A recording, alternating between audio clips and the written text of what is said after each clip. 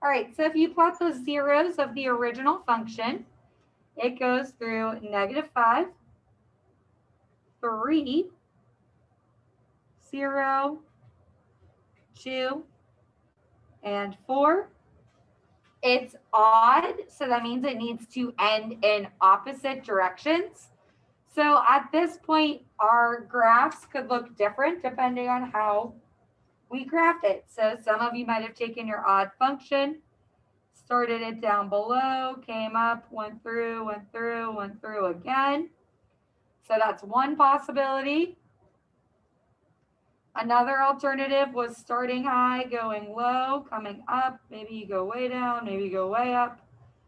And then you go through that point and end low again. As long as your graph ended in opposite or opposing directions, then it was a valid odd function. And as long as it went through the graph at these points, those represented zeros. Number 2, it goes through -2, 1, 3, and 5. This is even. So opposite idea, if it's even, they have to end in the same direction. So now what I want to do is have my graph maybe start up, come down, go through again, and come back up.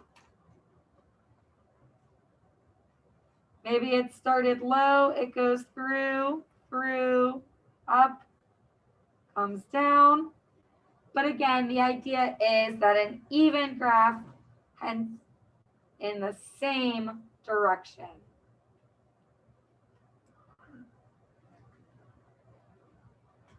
Okay, in number 3, we're getting a little bit more particular. Now it's a 4-degree with a 0 at -3,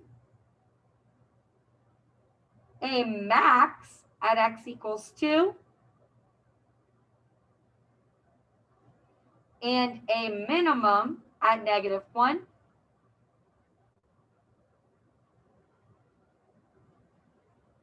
And the rest is kind of like up to you. Now this is even.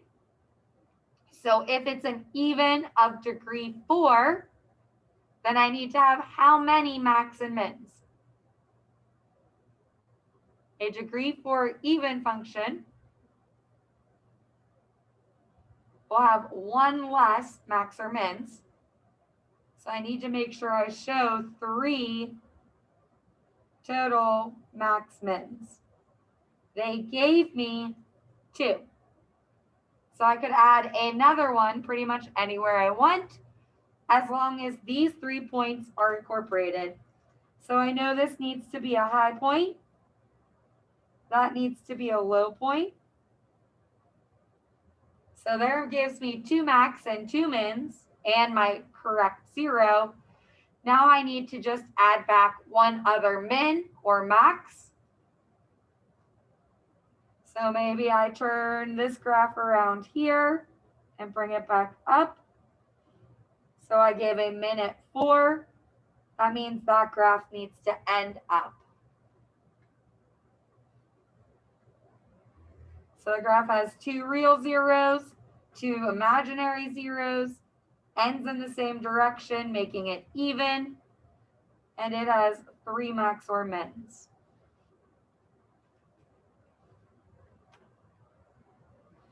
A degree 5, so that means I need to have 4 max mins. It has 3 given zeros at -4, -1, and 3. It has a max at -2. So that tells me that that's a high point.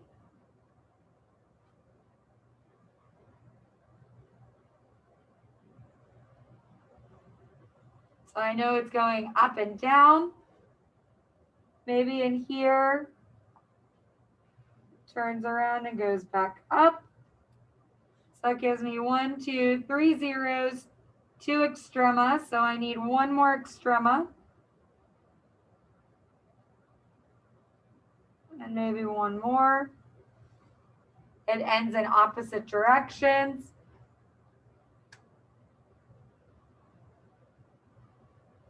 It goes through all the required points, etc.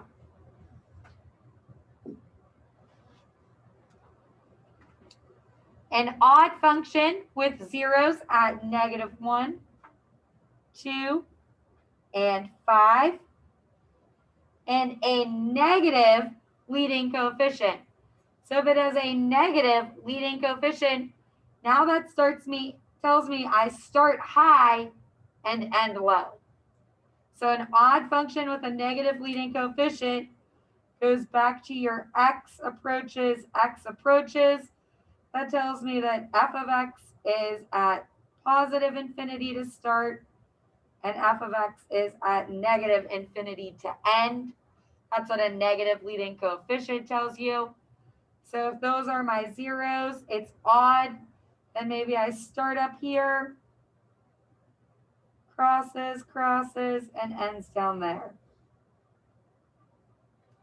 That's a valid odd function that has a negative leading coefficient and goes through those zeros.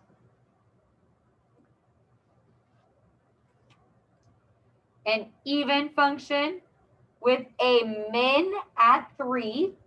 So go to x equals 3, give yourself a min. I'm going to make mine at 3, -6. A positive leading coefficient. So it means as x goes to infinity and negative infinity, f of x also goes to infinity on both, because a positive even goes to infinity on both. So I could actually make this a quadratic. I could make a quadratic shifted 3 units to the right and 6 units down. You could have made it a quadratic that was shifted up, but still had a min at 3. So you could have made it that it had no real zeros and still met those requirements. So again, each of these are varying by, meeting just those minimum requirements. So what we're going to do today is analyze graphs of polynomial functions. So we're going to go through some vocab.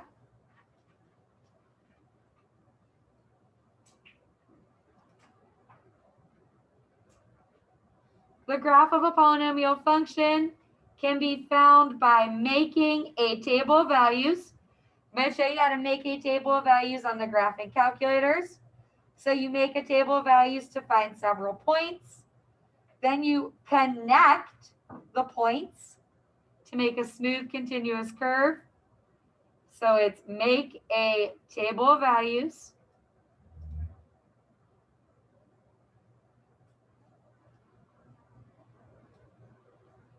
Connect them to make a smooth continuous curve.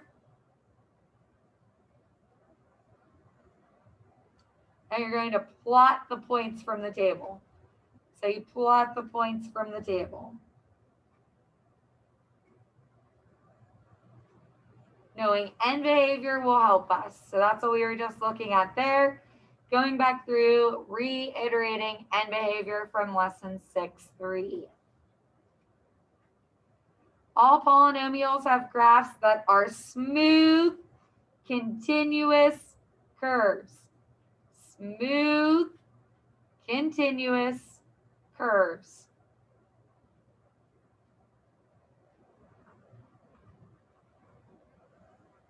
So a smooth curve is a curve that does not have sharp corners. This is an example of a non-smooth curve because that point right there is representative of a sharp corner. Therefore, this is not a polynomial.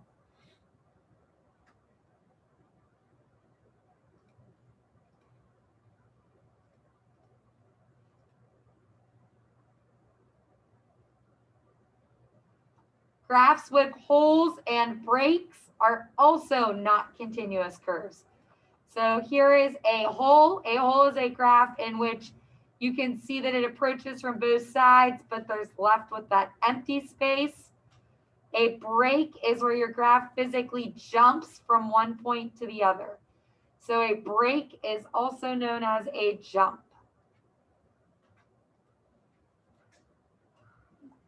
We call those discontinuities. We call them discontinuities.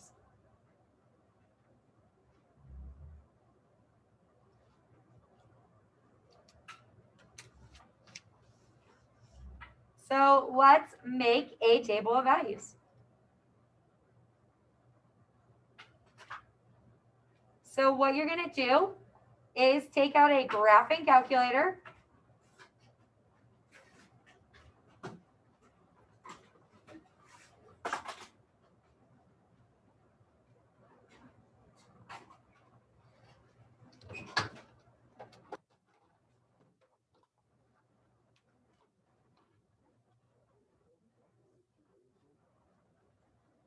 Do you want to borrow one of mine? Okay, you're going to hit y equals. If you have stuff in your calculator, clear it out.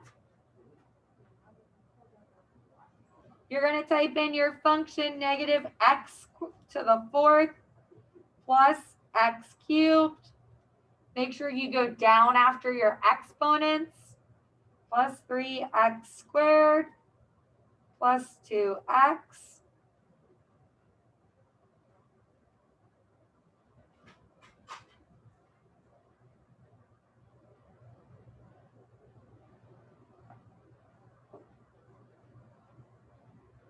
Okay, so just looking at just the function alone, right away when I look at this function, I look at the leading coefficient. The leading coefficient is negative as well as even. So this tells me that my graph's end behavior is going to be as x goes to infinity and x goes to negative infinity. My f of x's are both going to go in what direction? Got it, Lily? Yeah, they're both going to go in the negative direction because the end behavior tells me that they're going in the negative direction based on the negative leading coefficient being negative and even. So you can go to your graphing calculator. If you hit graph and it doesn't look like this, then what you can do is hit the word zoom. And you can go to a couple of different options. You can go to zoom standard, which will make your window negative 10 to 10, negative 10 to 10. So it's going to make everything standard. That's what zoom standard does. Or you can go down to option 0, which is zoom fit.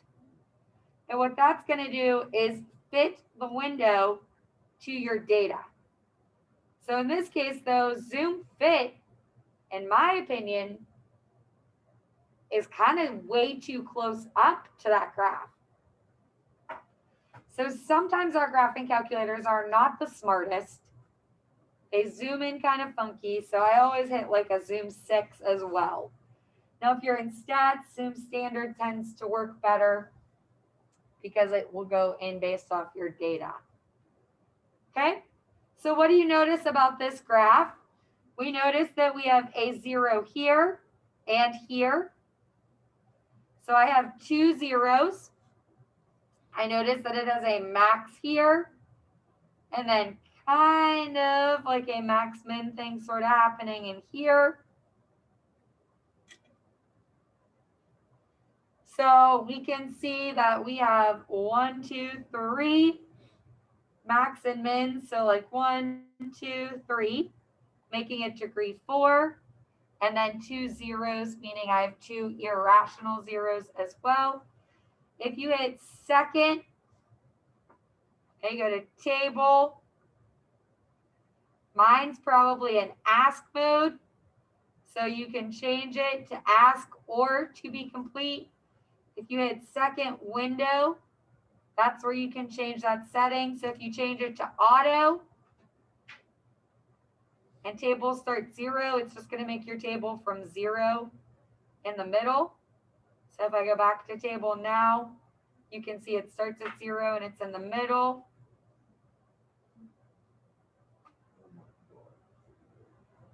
So yeah, there's some big numbers. We want to make sure our table shows a couple key things. So maybe you start at X, Y. Maybe you throw -4 in there. We obviously know that some stuff is happening between these points. So I might skip a couple.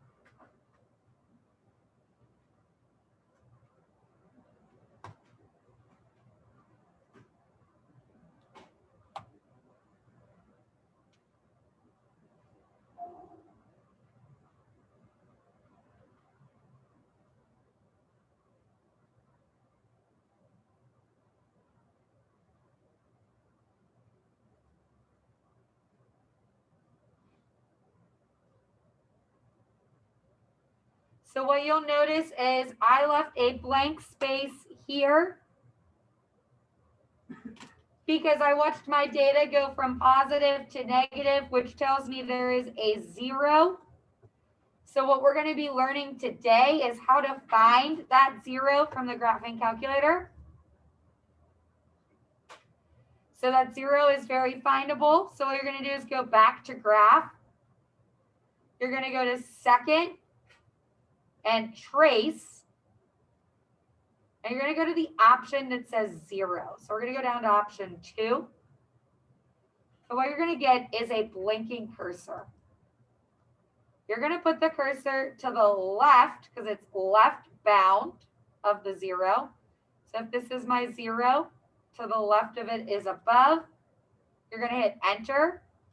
You're going to move that cursor below the 0 to the right.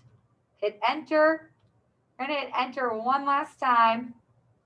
And what you're going to see is that the 0 occurs at 2.511. So I'm going to go over to my table and put 2.511 as my 0.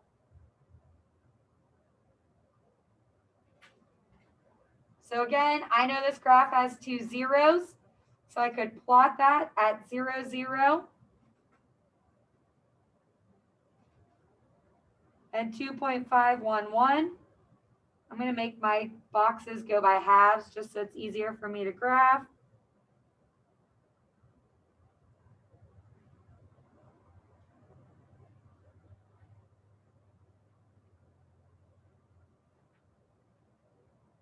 Okay. And then we can also use our graphing calculator to find those max and mins. So what you're going to do is go to second trace. And maybe we do the max to start. So we're going to move that blinking cursor to the left of the max, to the right of the max. So everything always goes left to right. Your guess doesn't matter. You can leave it where you left your right. And I see that I have a max at 1.76. So I kind of left my blank spot in my table here just to be able to write in 1.76, 8.669. It's a good habit to get into a pattern of 3 decimals. For you guys in stats, was it 3 decimals in stats as well? 3 or 4? Yeah. So anytime you're using your graphing calculators, guys, and here in advanced trig and AP stats and calc, it's always 3 or 4 decimals.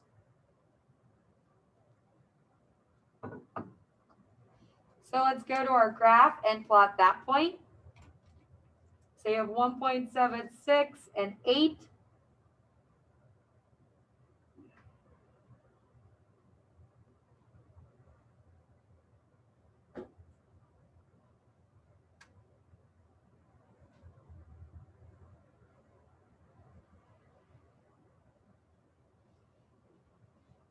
It's always important to label your axes. So I went by halves on X and 1s on Y. And then here's where it gets a little tricky. There is a max and a min occurring in this area. So what I'm going to go do is zoom in with a box on that area that I can't see what's happening perfectly. So that's option 1 in zoom. So you're going to do zoom box on that area in here.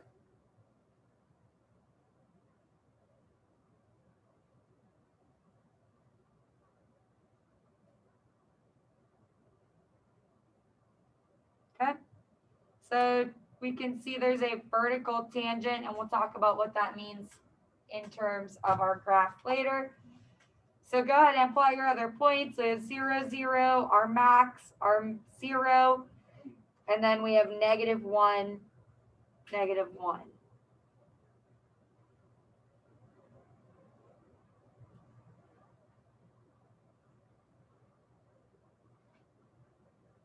Okay. So there's kind of the comparison of the two.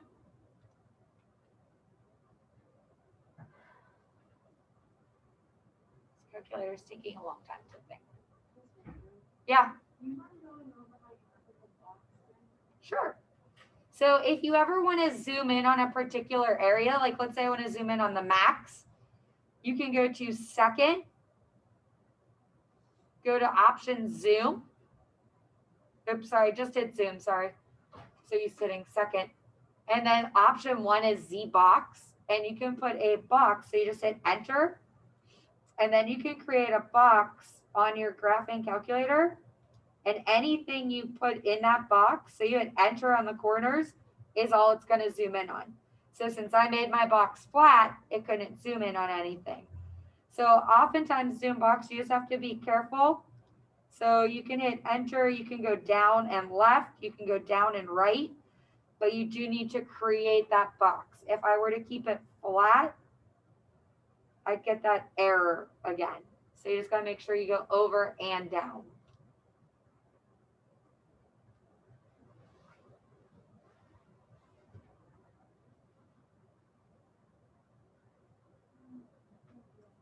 You're welcome. So that's sort of where we are with our graph. You can see that we have been able to locate some of those key ideas on that graphic calculator and in that table. So just to summarize what we know about that graph, it's an even degree polynomial with a negative leading coefficient. And we already drew out as our x approaches infinity, then f of x also goes to negative infinity. And we like to notice in the table the sign changes. So again, everything we discussed and talked about. The location principle says that if the value of f of x changes signs from one value of x to the next, then there is a 0 between them. And that's what I was trying to show you on the graphing calculator as well as in the table. If f of a here is negative and f of b is positive, if a value goes from a negative to a positive on y, then we have a 0 between them on x. Vice versa, if it goes from positive to negative, there is also a 0. So that table gets you those key ideas about where your zeros might be, even if the table doesn't say 0 on it. And that's what we call the location principle.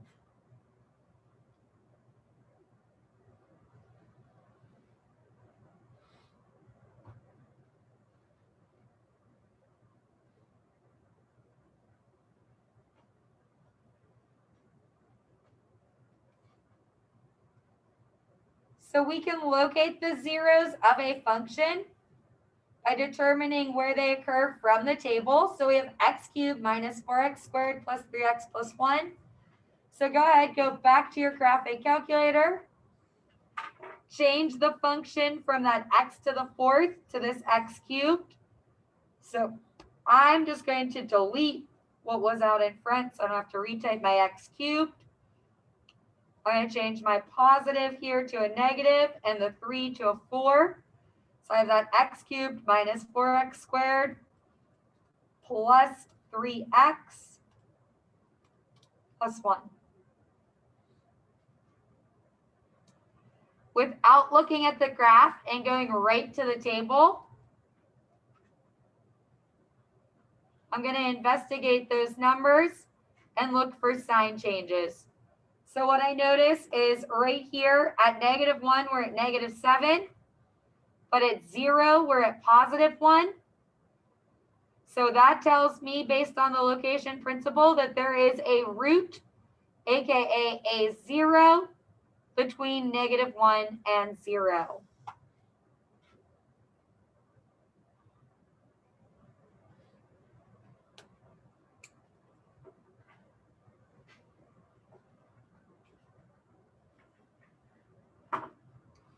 So it's kind of like what we did back with quadratics. As I continue to look at my data, it goes positive, positive, then negative again. So that tells me that there's a root in here between 1 and 2.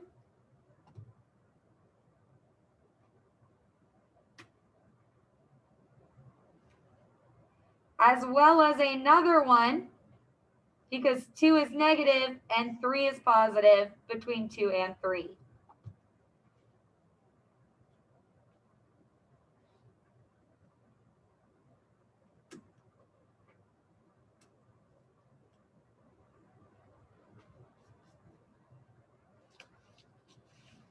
So on my graph or on my sketch, I still haven't even looked at it. I know that between -1 and 0, I have a 0. Between 1 and 2, I have a 0. And between 2 and 3. The leading coefficient was positive. So that tells me that as x goes to -infinity, f of x starts at -infinity. And as x goes to +infinity, f of x goes to +infinity. So again, without a graphing calculator, I know the end behavior. So I know I'm starting here and ending there. Let's go to our table and hit graph. I'm in my weird zoom from earlier. So if you get that and you're like, that's not right, you can just go ahead and hit zoom 6 again. If your graphing calculator is being slow, you can hit second and the on button, and that will stop a graph you didn't mean to graph. So you can see 1, 2, 3 zeros, max, min. Let's find where that max is at, and let's find where that min is at. So you're going to go to second and trace. You're going to go to option 4, which is max. We want to be to the left of the max, so anywhere over here. Move to the right of the max, so anywhere over there. Your guess doesn't matter. And I see that there is a max at 0.451, 1.631.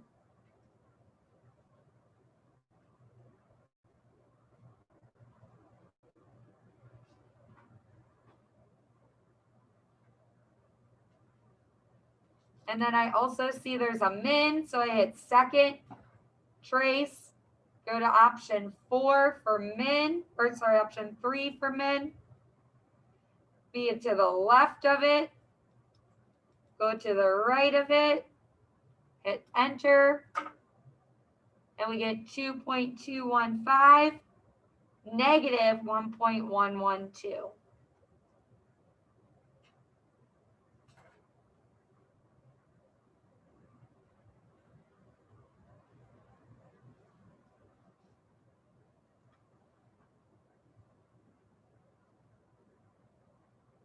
So I'm going to plot those 2 points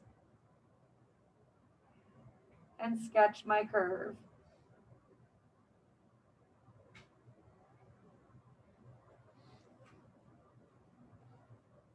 Good? Everybody okay with the graphing calculators?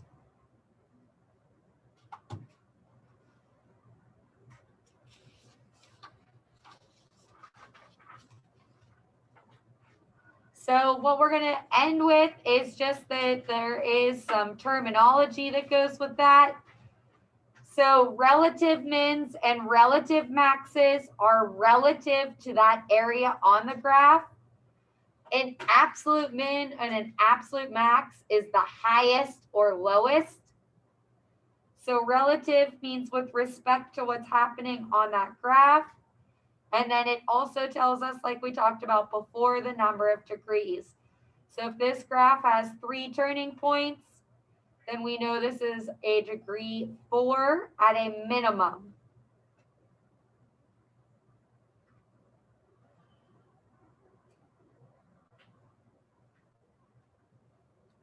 So there's just, again, one last little bit of vocab. It's already typed out for you, so take a minute and read through it. And then the last thing was what we just did, finding the zeros and max and mins on your graphing calculator. So your homework is to complete like the next couple problems in that packet. You're doing 14 to 26. It's all on the calculator. You're going to fill in the table with the zeros, max and mins, and give me a sketch. So remember, to get to any of those key points, you're going to hit the second key and either go to trace and get 0, max, or min.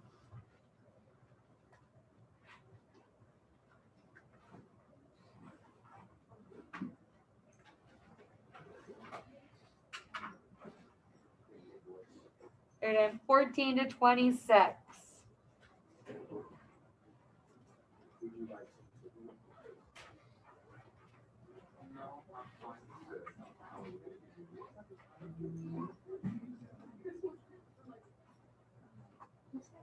Yeah, hon.